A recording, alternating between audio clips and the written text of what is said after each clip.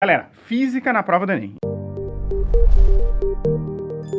Cada questão do Enem corresponde a uma habilidade dentro das áreas de competências, certo? E cada uma das competências ali das áreas de competência vai ter uma listinha, uma pequena listinha de habilidades. Eu vou mostrar para vocês toda essa lista, eu vou ler com vocês aqui e fazer esse tema de casa, porque assim vocês vão ir mais tranquilo para a prova, vocês não vão ter surpresas na hora da prova, beleza? Ah, professor, mas eu não consegui estudar tudo. Galera, eu acho que quase 100% de quem está indo fazer o Enem não conseguiu estudar tudo, tá? Ah, e agora? E agora tá tudo bem. Vocês estão fazendo o melhor de vocês e o que eu espero é que o melhor de vocês lá no domingo dê um resultado de uma excelente pontuação e uma pontuação suficiente para vocês já conseguirem a vaga que vocês querem na universidade que vocês querem. Beleza? É isso, tá? É assim que é o vestibular mesmo, tá bom? Então a gente não precisa se desesperar, não vi todas as matérias. Ninguém precisa gabaritar o Enem para passar, tá bom? Ninguém precisa gabaritar o Enem, tá? Então a gente precisa ter coerência nos acertos do Enem, e eu vou comentar sobre isso também. Como que eu consigo buscar essa maior pontuação no Enem a partir da teoria de resposta ao item, que é a metodologia de correção e de pontuação, né, de cálculo de pontuação no Enem, e eu vou mostrar para vocês justamente esse caminho, tá bom? Então, ó, a física no Enem vai aparecer para vocês numa prova chamada de Prova de Ciências da Natureza e Suas Tecnologias. Nessa prova, vocês vão encontrar 45 questões. Dessas 45 questões, em torno aí de 15 são de física, de 15 são de química e 15 são de biologia. Então, nessa prova de Ciências da Natureza e Suas Tecnologias, que tem 45 questões, vocês vão encontrar lá sortidas provavelmente 15 temas de física, tá? Às vezes, alguns temas tangenciam também temas de química ou temas de biologia e que podem ser questões que a gente pode chamar de transdisciplinares ou interdisciplinares, beleza? Mas fiquem aí com esse número. O número mágico é em torno de 15 questões de física, tá? Então nós vamos ter pelo menos aí 15 questões de física, sendo que no mínimo uma, tá? Por habilidade que está listada aqui, tá bom? Então eu vou abrir para vocês a matriz de habilidades e competências. Essa é a matriz, ó. Essa é a cara da matriz. Essa matriz de habilidades e competências, chamada de matriz de referência Enem, vocês podem encontrar em um documento público. Então é o próprio MEC, é o governo que publica essa matriz de referência para o Enem, tá? É baseado nessa matriz de referência para o Enem que os professores que participam da elaboração de itens, a gente chama assim, cada questão do Enem a gente chama de item, a elaboração das questões do Enem, dos itens do Enem, são feitas por professores de universidades ou de instituições públicas, tá? A gente não sabe quem são esses professores, certo? Que é o que a gente chama então de banca, que faz as questões do Enem.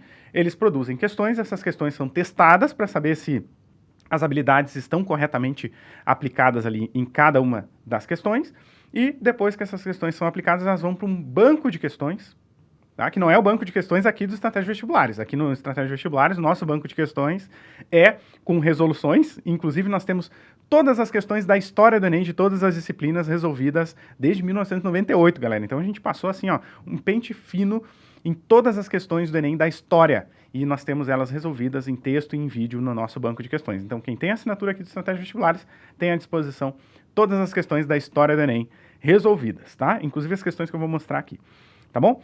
Essa matriz de referência para o Enem, então, depois que essas questões vão para um banco, existe um programa de computador que vai sortear questões desse banco de questões para preencher e fazer a prova, tá? Então, ninguém sabe exatamente que questões que vão aparecer na prova até que a prova esteja formulada lá por uma equipe bem seleta de técnicos do INEP, certo? Aí vai para impressão e tudo mais, aí vocês já imaginam, né? Vai para impressão, vai para os pacotes são selados e aí os pacotes vão para ali dentro de toda a segurança da Polícia Federal e tal, vai também para os locais de provas, tá?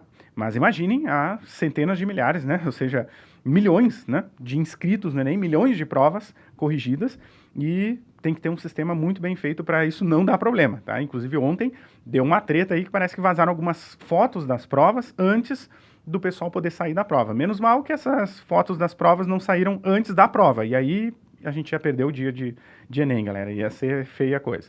Tá? Mas como saiu depois, acho que não vai dar problema, vamos esperar aí ver o que vai dar a investigação policial em cima disso, tá? Mas é isso, né? Todo mundo tem que contribuir pro Enem ocorrer da melhor maneira possível para todo mundo e a gente poder aproveitar essa oportunidade de não perder o nosso tempo indo lá, passando por esse dia que é maçante, que é cansativo, de prova, e que a gente sabe que a gente desgasta tanto, né, e ter que ir de novo refazer a prova, né? Tomara que isso não aconteça, que dê tudo certo e que todo mundo contribua para a gente ter uma excelente prova. Então, nessa matriz de referência do Enem, nós temos 4 eixos cognitivos, eu vou mostrar aqui para vocês, 4 eixos cognitivos, tá? Isso é das áreas aqui, ó, comuns a todas as áreas de conhecimento. Esses 4 eixos cognitivos são dominar linguagens, então domínio de linguagens, compreender fenômenos, enfrentar situações problema, construir argumentação e elaborar propostas. Isso para todas as áreas de conhecimento, tá? E nessa matriz de habilidades e competências, tá? Ou de competências e habilidades de ciências da natureza e suas tecnologias para o ensino médio, então agora eu estou indo para a parte mais específica, que é a parte de matriz de competências e habilidades de ciências da natureza e suas tecnologias. Porque dentro desse documento tem também a matriz de competências e habilidades para as outras áreas, tá? Para linguagens, certo? Para ciências humanas, para matemática, certo? Tem para as outras áreas. Eu vou agora já especificando e vindo aqui para a parte de ciências da natureza. Então, ó, primeira parte aqui, ó, primeiro eixo cognitivo aqui. Dominar a norma culta da língua portuguesa e fazer uso das linguagens matemática, artística e científica. Então, de uma maneira bem ampla, dominar o uso da linguagem, da norma culta da língua portuguesa, tá? Então, isso aqui vai ser avaliado em todas as etapas em que vocês têm aplicações de linguagens, de língua portuguesa, de linguagem matemática. Então, sim, matemática é uma linguagem, tá, galera?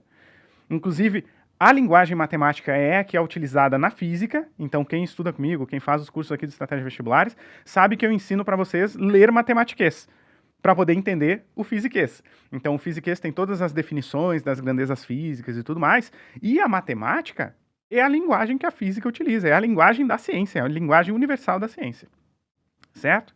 Então, dominar a linguagem matemática é muito importante para a prova de física. Dominar a norma culta da língua portuguesa, dominar a língua portuguesa, é muito importante para a prova de física, porque todas as questões, todos os enunciados de física vão estar escritos em português, tá? Ah, professor, mas eu entendo português e não entendo as questões de física. Calma, aí são duas coisas. A gente precisa entender o português técnico aplicado à física.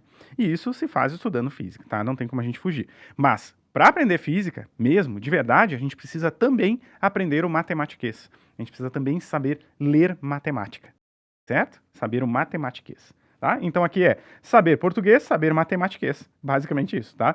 Além de linguagem artística e científica. Construir e aplicar conceitos das várias áreas do conhecimento para a compreensão de fenômenos naturais, de processos histórico-geográficos, da produção tecnológica e das manifestações artísticas, tá? Então isso aqui é descrições dos eixos cognitivos de maneira mais ampla, beleza? De maneira mais ampla para as ciências da natureza e suas tecnologias. Ó, atenção aos verbos, ó, selecionar, organizar, relacionar, interpretar dados, interpretar informações representados de diferentes formas para tomar decisões e enfrentar situações problema.